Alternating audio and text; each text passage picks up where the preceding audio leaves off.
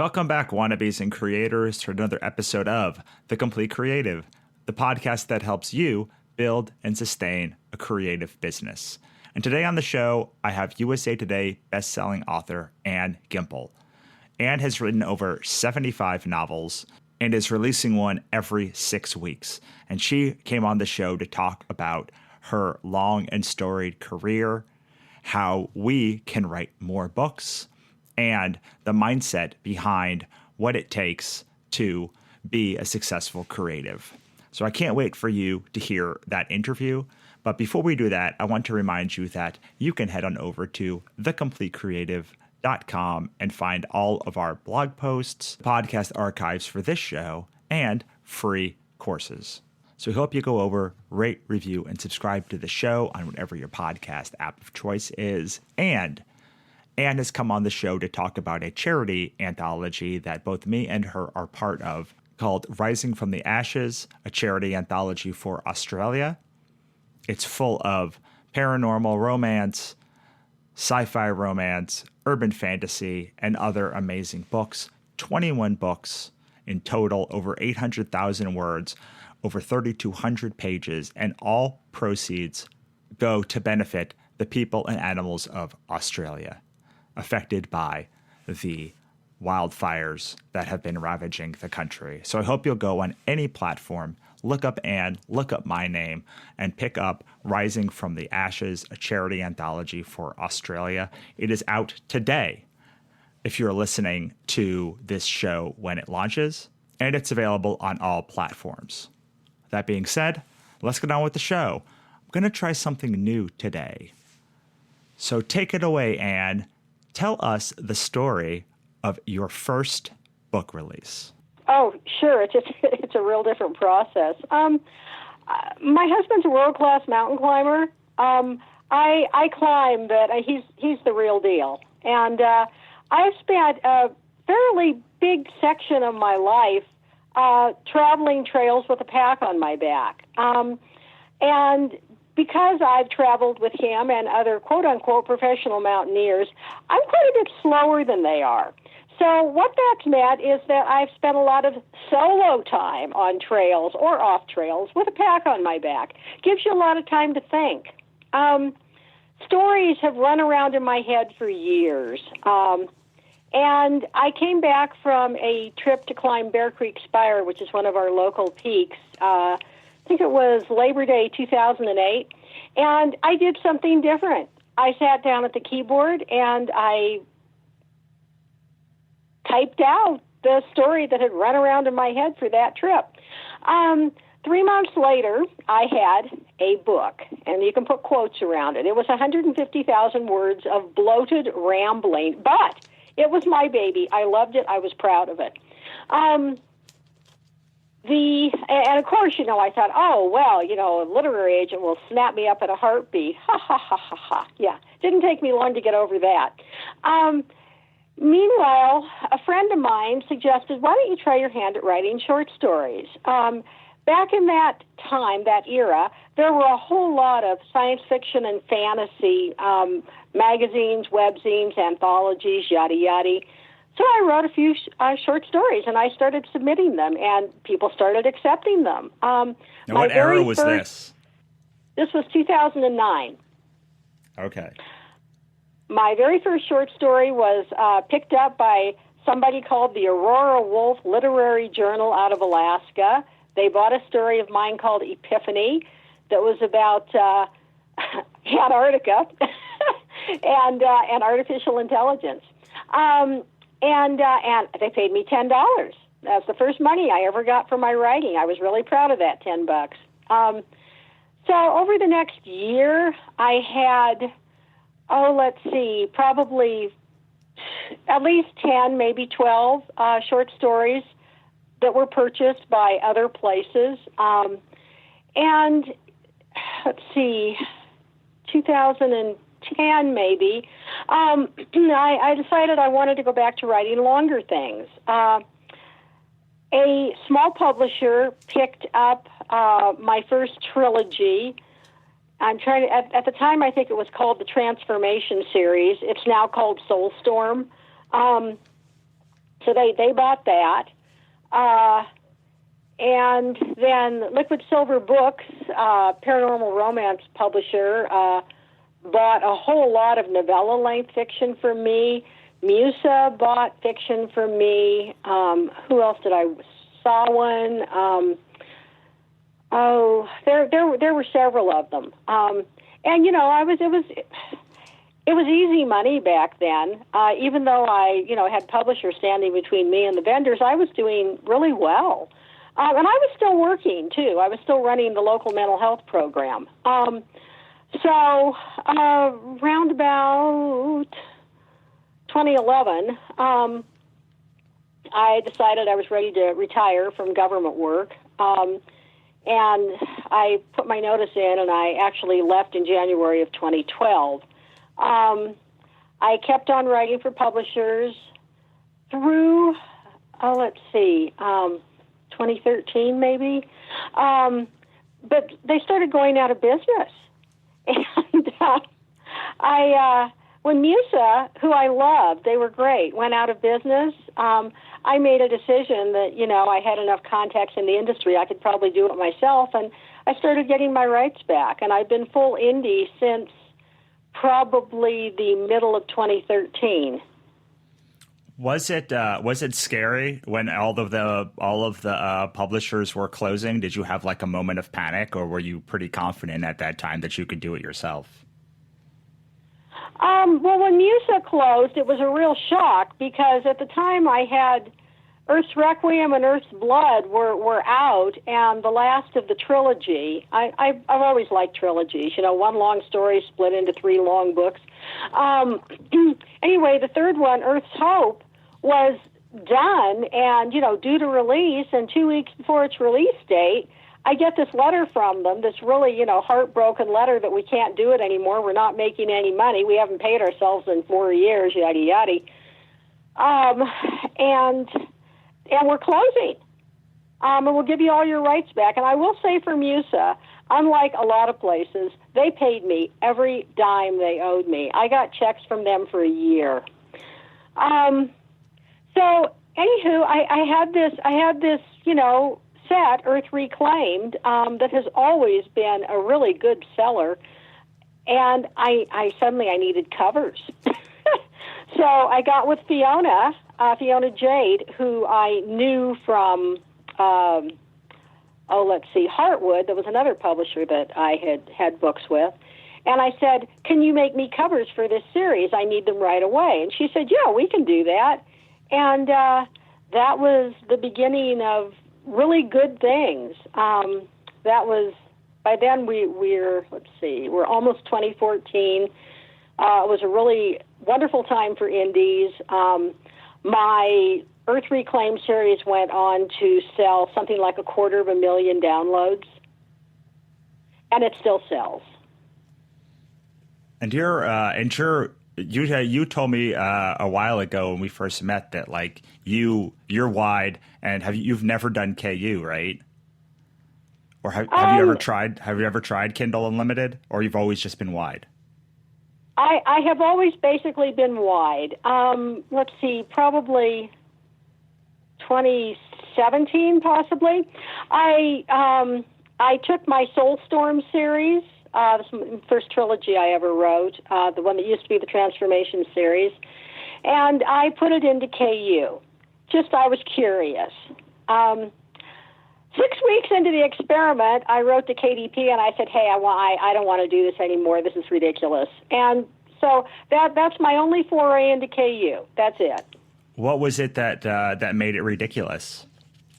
Well, I mean, I was making more money on the books wide, even selling them, only a few. Page reads, I think, are absurd. You get 0.0042 something cents per page. So you have to, that's an awful lot of page reads to make any kind of money. And, I had a few thousand page reads for that set, but it wasn't anything that really got my heart pumping. And on a philosophical level, I don't like the KU model. I would like it fine if they didn't make you be exclusive, but I don't think that that's fair. Yeah, I mean, I'm in Kobo Plus, and like they don't make you be. I don't have any problem with being on Overdrive or any of those other platforms where the people are like paying a membership and having that. But there's just something about being exclusive to one platform and not even being able to like give out arcs or anything to other people that kind of chaps my ass. Yeah, I don't like the model, and it doesn't matter how they arrange KU. It's open to scammers. So you have people that stuff their books so they get more page reads, and they have cutesy little things. Click here and get something special, and it takes you all the way to the end. And on the KU counter, it's like they just read 5,000 pages or 3,000. I think there's now a limit. I've had friends who have had their page reads stripped when they didn't do anything wrong. Yeah, that's the scariest thing for me. Pardon me? That's the scariest thing for me is like you don't do anything wrong and you still get your page read stripped, because I've had that happen to a lot of people that I know. Well, yeah, and Amazon is the judge and the jury, and they don't give you due process. And, it's just putting all of your eggs in one proverbial basket, I don't think is very wise, at least for me, and this is just for me. The more degrees of separation I have gotten from Amazon, the better my bottom line has been. That's true for audio. That's true for paperbacks. I never sold much in the way of paperbacks through CreateSpace. I got into a snit with them in March of 2018, long before they closed, about my one and only nonfiction book, Grit is a 4-letter word. It has photographs in it. They told me I would have to charge $45 for that book before I made a dime. And I said, bite me. Yeah. And I went over to Ingram, and I uploaded the same damn file. And I can sell it for $19.99 and make $6. Right. Yeah. So, no, go for it. No, I mean, so that kind of spurred me into action, and I had this, free setup coupon to use for Ingram to waive their $50 setup fee, and it was good for 2 more weeks. So the next 2 weeks, that's all I did. I moved over 50 paperbacks. That's awesome. I love hearing that, because almost everybody that I talk to who's having success as an indie is in KU. All of the marketing stuff that I find, almost all of it is like how to like is about how to use a Kindle Unlimited release strategy. So I would love to hear a couple of the things that you think are have worked for you when it comes to being wide. Do you have reps at these different companies that you talk to? Are you doing a lot of marketing, or is it mostly just now that you've got so many books, just you upload it and the sales and the sales come? I've never had a rep anywhere. I have entered into plenty of conversations with various vendors. My single best marketing tool, and I said this when we were on that panel together in LA, it's my newsletter. I think it would be hard to build a newsletter from scratch today, but I started mine probably 7 years ago. And I started from nothing, and it's built organically. I've never done the big newsletter builders because I don't think they would bring me, true fans. And I have over 40,000 subscribers. I think it's 45, 46, something like that. And they have always been and continue to be my single best marketing tool. I don't run much in the way of ads. I do regularly apply for BookBub featured deals. I get half a dozen of them a year on different books. Some do really well. I just had an international one on a box set that I wasn't expecting anything from, and it kicked some serious butt. So it's like you never know.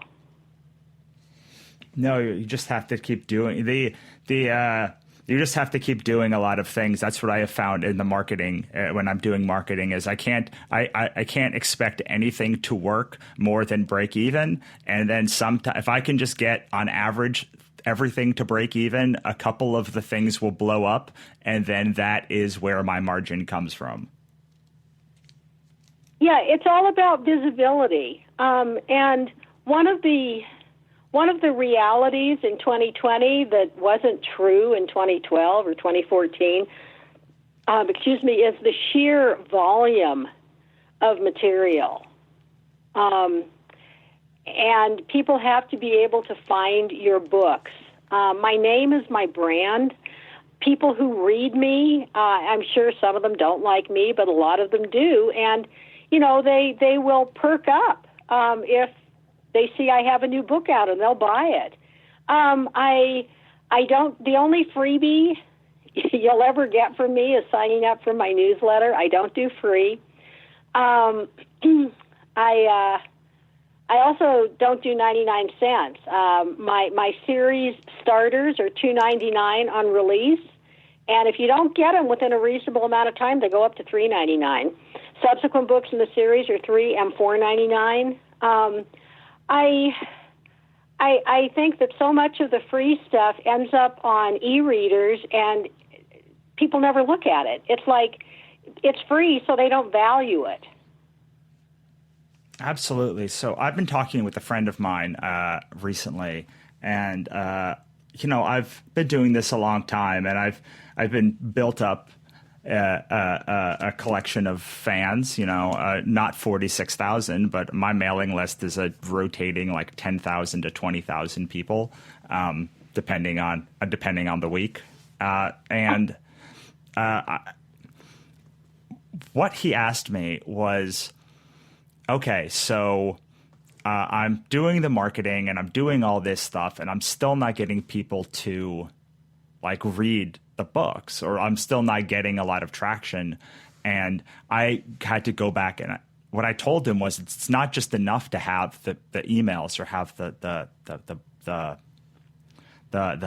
information on the reader.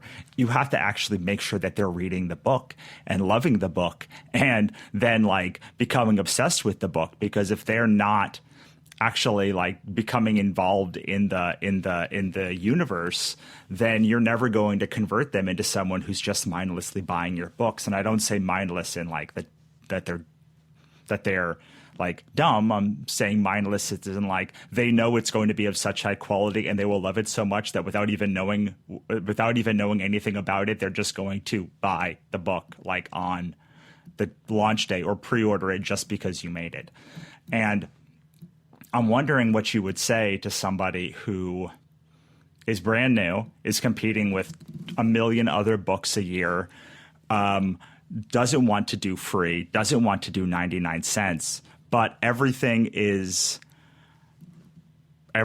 free. All these series starters, all this other stuff is free. What would you tell somebody who is starting now in 2020 for how to get people to actually read the book or try the book? Okay, two pieces of advice.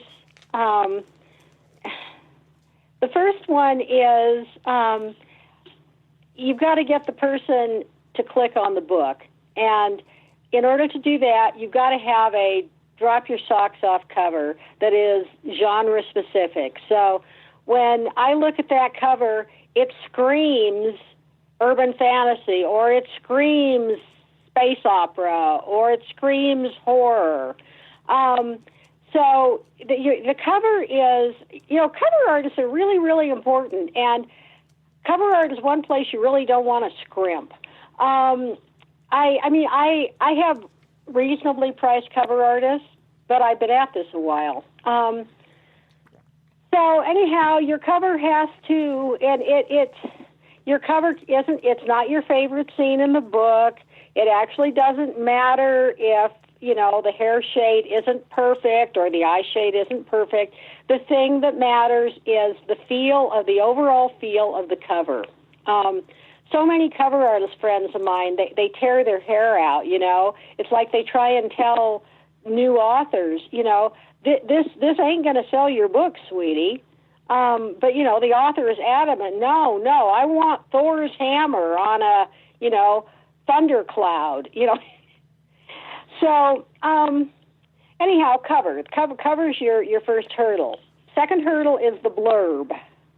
Blurbs are really important. Your blurb it's not a mini rehash of your story. I see so many authors make that mistake. Even, really seasoned authors. For Nora Roberts, it doesn't matter. People buy her books anyway. But, for newbie author, it matters a whole lot. So for your blurb, what you're doing is you're moving the camera lens out, and you are providing a snapshot of what the book will offer. It doesn't have anything to do with the themes in the book or the conflict in the book, and it took me a long time to learn that. Blurb writing is definitely an art. So you got the cover, you got the blurb. The next piece is your book written in a way that matches other top-selling books in the genre? So if you're writing YA, for example, are you writing first-person present? Which is, I don't like present tense, but it's very popular. So if you're writing romance, are you alternating the male and female POV in maybe first-person past tense? So this is not the time to reinvent the wheel when you're new. You want to do pretty much, mainstream what's selling for other people. And you need an editor. You can't self-edit. That's another place you don't want to scrimp. And it's also the easiest place to get ripped off, especially if your own grasp of English isn't great. I've seen people pay $3,000 for what looked like a real shoddy edit job to me. So it's really caveat emptor. Yeah. So great cover, great blurb, great book. Yes. I think. I know it sounds both simple and complicated at the same time, and like impossible at the same time. But there's just when there's so much in the world that is available for free and for cheap, and just also that's also coming out and it's great. Not having those three things is really a huge detriment to you. I was talking with. I talk with a lot of people, and I was telling them most of the books that we do are hardcovers. At least the comic books that we do are hardcovers. And I was like, there is no doubt when I put a book in somebody's hand that like there is an exquisite skill that went into making that book. And it's probably the only thing that has allowed me to stay in business is just that quality level that not many publishers, even big name publishers, have. That when I put a book in their hands, it feels weighty, it feels like important, and it feels like it's going to be a high quality book. And that cuts through so much noise just being able to do that. I think it's really important. I mean, there is a lot out there that's free. There's a lot out there that's 99 cents. Some of it is probably wonderful. Most of it isn't. Writing hasn't exactly ruined reading for me, but it has come close. If I use the Look Inside feature on Amazon and on Apple and some of the other vendors, and if I can't make it through the first chapter without editing in my head, that's not the book for me. It's not a book where I'm going to be able to lose myself and relax. Yeah, I think that people don't appreciate that a lot of. I use that Look Inside feature constantly. I'm always like, if I see an ad that's run or something, I am always going to at least get the sample sent to my device and then look at it. And it's amazing how often you'll get through that first chapter and it will be unreadable. Yeah. Well, maybe not totally unreadable, but, kind of a challenge. And, it's where somebody uses some word that is really quite similar to the word that they truly wanted, but it's not quite the same. Yeah. Yeah, I mean, granted, like you, I've written a lot of books. I've seen a lot of things. So the sophistication by which I need a book to work is probably a lot more than a lot of people. But you're if you're looking for readers, like the readers that are the voracious readers who are going to read and look for a bunch of new books, they're also quite sophisticated, and they're also looking to find books that are going to let them shut off their brain and just enjoy and immerse themselves in the experience. So I think that for me, at least, granted that I can appreciate the technical prowess of a book without actually liking the book itself, like Game of Thrones. I appreciate that it's a well-written book, but like it is torture for me to get through. So I refuse to get through it, but I appreciate the artistry that goes through it. But there's also another category, which is books that are not well-written that I should love. George R.R. Martin, I've actually met him at conventions. He's a really good writer. He killed off every character I cared about, and that's what made it hard to keep going. I read the first 4 Game of Thrones books because they were out. I never picked up the next one because there was like such a big gap.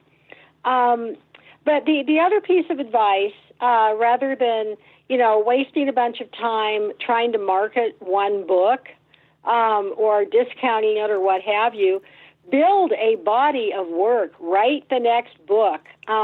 It's almost impossible to market one book these days. So I wouldn't actually worry about marketing until you have at least a half a dozen books out.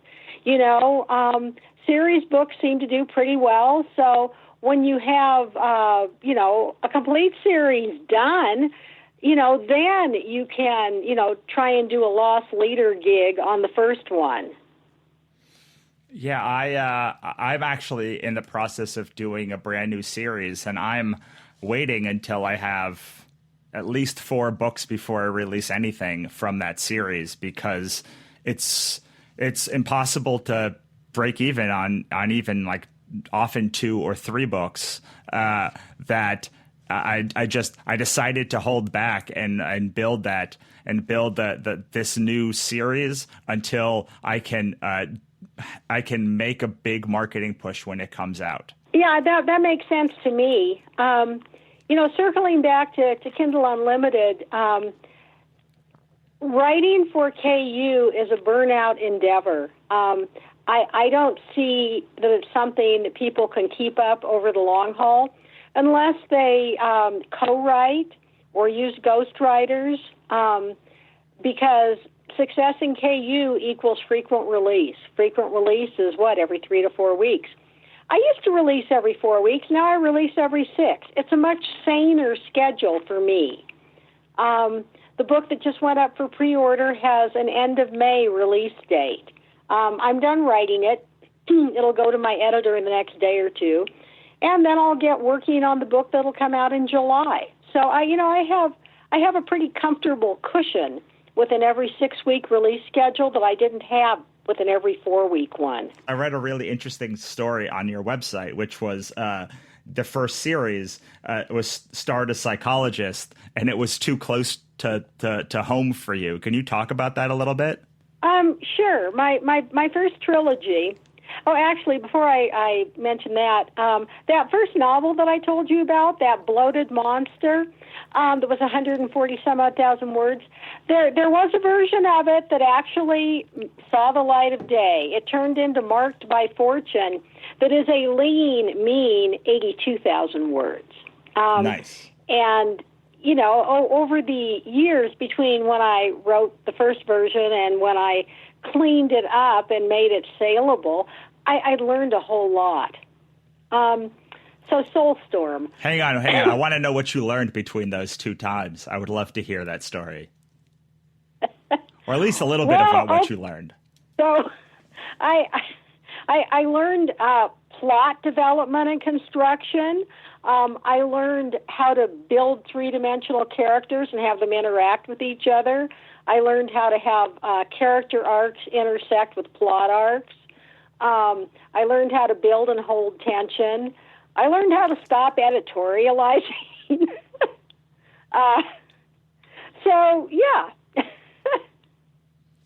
How do Yes. you, what is like, if you could give 3 tips from 82,000 word and to 147,000 word and on the same book, what would the 3 things that you would tell them to cut that time and like be able to make her get that book done and leaner faster?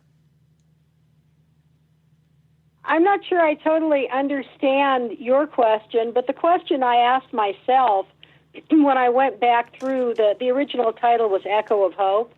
I basically rewrote it from scratch. I didn't use any of the old book because it really wasn't usable. There was so much of it that didn't drive the plot, forward. You can have a little bit of inner meanderings and not have it detract from a story, but this is fiction. So I got rid of a bunch of extraneous side characters that really weren't all that important. I still have the original manuscript. I should take a look at it one of these days.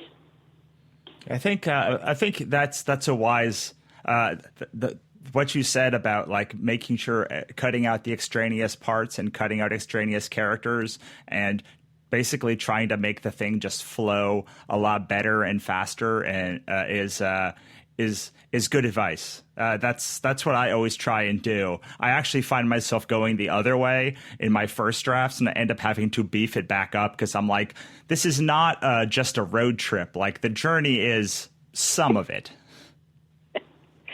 I will add some. My current writing process, since we seem to be there, I write a chapter a day.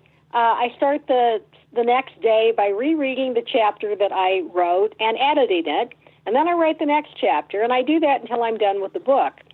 And then I go back through the whole thing, and I give it a read, and I get rid of some stuff, I add other stuff, and then it goes to my editor. And it comes back, and then I do another read, and then I put it up for sale. It's a lot quicker process than I had a few years back because I'm surer of my craft. That makes so much. I was talking with somebody about how I do so many revisions, and I was like, I'm comfortable with my craft and the way that I work. It's different from the way that you work, but like I need an editor to go through 2 passes of this thing because I know for a fact that I will miss something if it goes for only 1 pass. But that is down from me used to having to do 8 passes before it went to my editor, and down from when I had to do 5 passes before it goes to my editor to now I'm only doing 3 passes because of the same thing that you said, of just having more confidence in the craft of what you're making. Well, one of the things that I have going for me is I have really good eyes, and I have a really decent grasp of grammar, and I'm picky. I'm extremely picky about what I write. One of my side projects is I'm helping a photojournalist from Finland that I know with an American translation of a best-selling nonfiction book that he put together about North Korea called Kimlandia. And Mika and we're finding our way working together. Chapter 1, which was 12,000 words, they're long chapters, went back and forth like we were on V9 before I was happy with it. With a lot of commentary back and forth, a lot of comments, and some of it is the structure of Finnish and the structure of English are very different.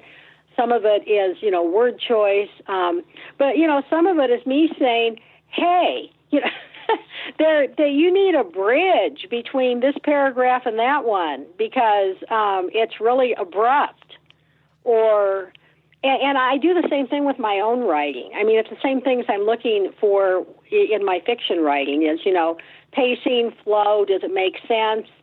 Does the reader have enough background that this is okay here, or do I need to write something else?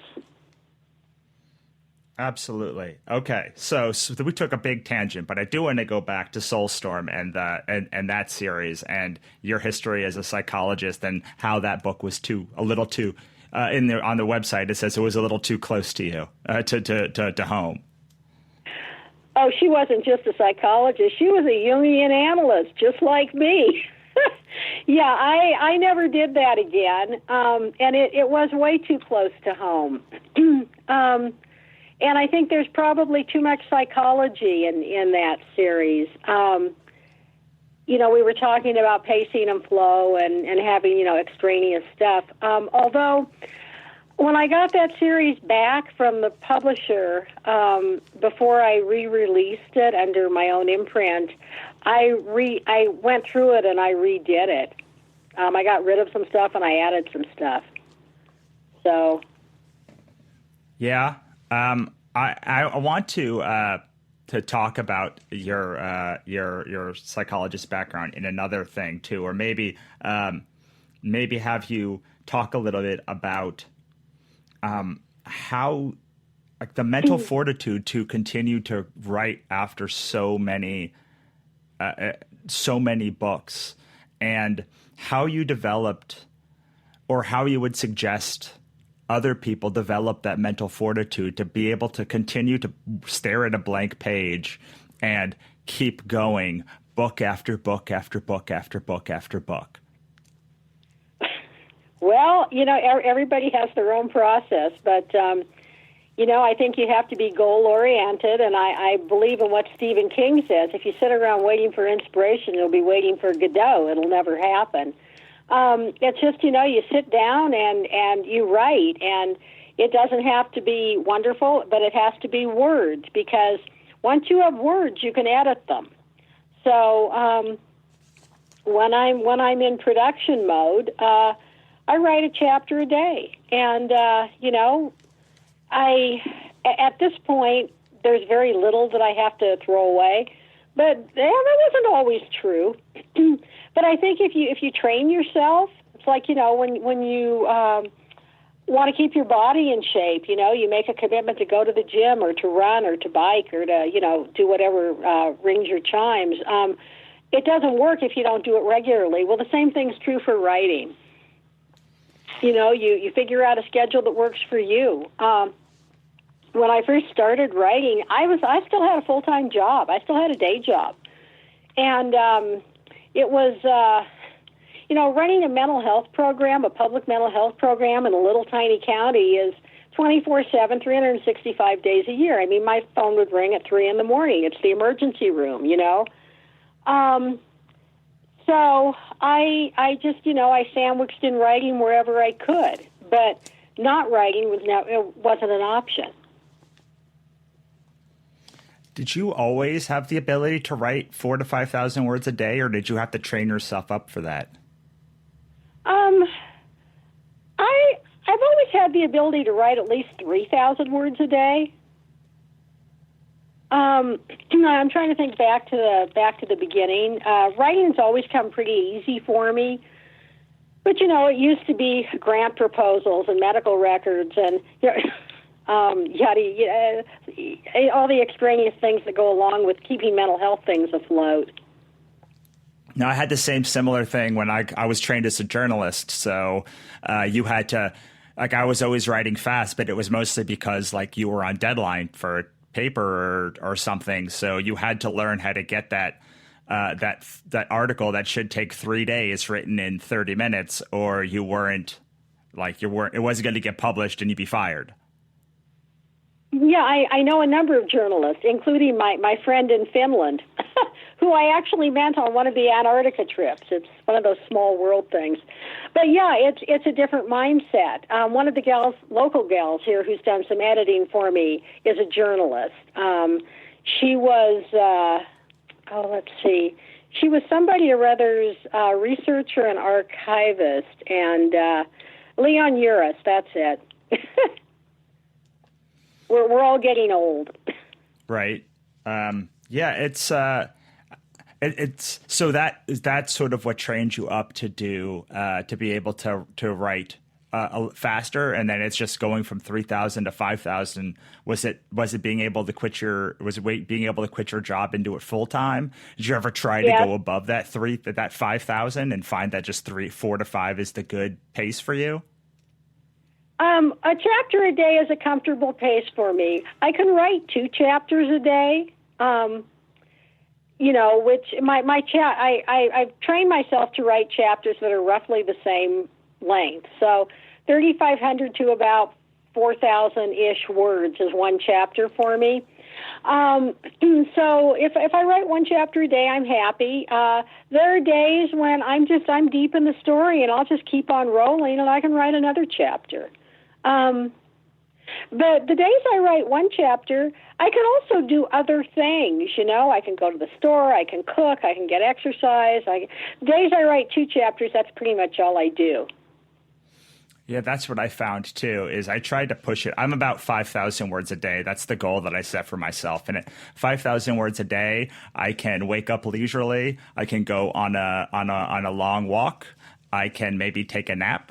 And I can do things like record and do other things. When I'm doing more than 5,000 words, my brain starts getting foggy, and it stops being pleasant to do the work, and it stops being pleasant to be around me during those days. So I found that like 5,000 is sort of like I've got 5,000 good words in me a day, and if I go over that, it's not smiles times. I can still do it, but it's not recommended for me. Well, sure, and I think everybody needs to find what works for them. One of the other gals that's in the Australia charity anthology, I've known her for a long time. She's a mom. She's got 3 reasonably young kids, and she writes 1,000 words a day. And she's done it for a long time. She turns out novellas, novella-length fiction, about 1 book a month, and that they're in the 30,000 word range, and they sell really well. And she's done it forever, and she'll continue to do it. And her comment is that, she writes 1,000 words a day because she doesn't want to start to hate writing. Right.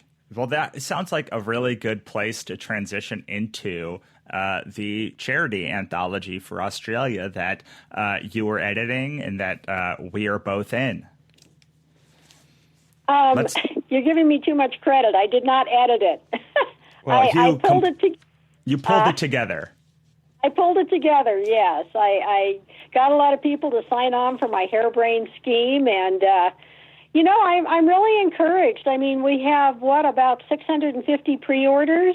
Considering the set's been up for slightly less than a week, I'm very encouraged. Can you talk a little bit about the anthology, the charities involved, or charities are going to be donating to, all of those good vibey things? Absolutely. I've been involved in other charity anthologies where I had they weren't very transparent, and I had a sneaking hunch that not all the money went to where it was supposed to. So I made a commitment when I decided I wanted to do this to full transparency and to democratic process. So, you've been part of the group. Every single step along the way we have voted on as a group, and the charities were no exception. We had a worksheet of various charities, and the 2 that we selected were the Australian Government State Emergency Relief Fund and WIRES, WIRES, which is Australia's oldest animal rescue organization. Awesome. And the stories are fantasy, paranormal romance, and I think there are a couple of other genres in there too. Am I right? Yeah, there's science fiction romance. I will be honest with you. I'm only familiar with a few of them. So I think the set is probably fairly heavy on urban fantasy and paranormal romance. Yeah, and there's also a lot of the stories I know, like mine, have been released before, but there are a couple brand new ones, aren't there? Yeah, Don Montgomery's story is brand new, and Brandy Wilson's story is brand new. Awesome. And how many again, small world. Brandy, I know her by a different name, but she was one of my first editors when I wrote for Liquid Silver Books. That's awesome. Are you? How many stories are there in all? 21. So it's 21 stories. I know you put a cap at, I think, 40,000 words, but do you have any idea how many words that is roughly? Basically, some people romped right past that, and I finally kind of stopped caring. The set is about 3,200 pages, and it's 820 some odd thousand words. That's awesome. That's a huge amount of books. And I know a lot of the authors in the set, and like R.J. Blaine is in the set. I think Skye McKinnon is in the set. You, obviously, me. And I just love all of the work for the authors that I know. And I'm so happy. I remember a couple of right in the middle of the worst of it, or I guess the worst of it, that when it came to the news, I was like, when is someone going to put together a charity anthology for this so that we can do something? And then a couple of days later, you posted about doing one, and I was like, I am so in for whatever we have to do to make this happen. So I'm so excited that it's doing well. What's the name of the set? It's called Rising from the Ashes, a charity anthology for Australia. And it's 21 stories. Almost over 800,000 words and 3,200 pages for, I think it's $3.99, right? $3.99, that's correct. And it's available on any platform. All of the proceeds are going to one of those two charities, right? Absolutely. The proceeds will be evenly split between the State Emergency Relief Fund and the Animal Rescue Organization. As you know, we got a very nice letter back from the State Emergency Relief Fund. I haven't heard back from Wires yet, but I figure they probably have their hands full. I think they got torrential rain that put out all the fires, but now they have floods and mudslides. Yes, I remember seeing that it went from basically one extreme to the other. Yes. Yeah, and that's interestingly, that's true here, too. I mean, last winter at this time, I had 40 feet of snow. This winter, we've had almost none. And that's kind of a disaster for a town that depends on a ski area. Right. Well, I'm so happy that you put this together. And we're nearing the end of our hour, so I will let you why should all the people who are listening to this go out and buy this anthology? Well, the first reason is because there are some wonderful stories in it. It's great value. You're getting, probably over $100 worth of books for $3.99. You'll find some new-to-you authors to fall in love with, and your money is going to go to a very good cause. Wonderful. I couldn't have said it better myself. I'll ask you the question that we used to end the podcast, which is basically all the people have a lot of them have been tuning out, maybe doing their writing, maybe listening to our dulcet tones while they're at their drawing table or going in their cars. So this is the time where I tell them to come back, wake up for just a couple minutes while you impart your best piece of advice. It could be something you've said already or something new. Tell us where we can find you online, and then we'll say goodbye. I don't know about advice. Probably believe in yourself and be kind to everybody else. You can find me at AnnGimpel.com, ANNGIMPEL. And I also have an audiobook site, AnnGimpelAudiobooks.com, and I have an online store, AnnGimpelBooks.com. So my name unlocks the key to all of my online presences. Awesome. Thank you so much, Ann, for stopping by. Well, thank you, Russell, for having me. So that was USA Today bestselling author Ann Gimpel. I hope you enjoyed that one. If you did, go find Ann online, and please go pick up Rising from the Ashes, a charity anthology for Australia. 21 authors, over 800,000 words, over 3,200 pages. All proceeds benefit Australia, humans, and animals affected by the deadly wildfires that have ravaged that country for the past several months. Doesn't really feel right to pit myself now, but if you haven't yet, please rate, review, and subscribe to this podcast where you find your podcast, or by going to thecompletecreative.com/podcast today. That's it for me. Have a great day.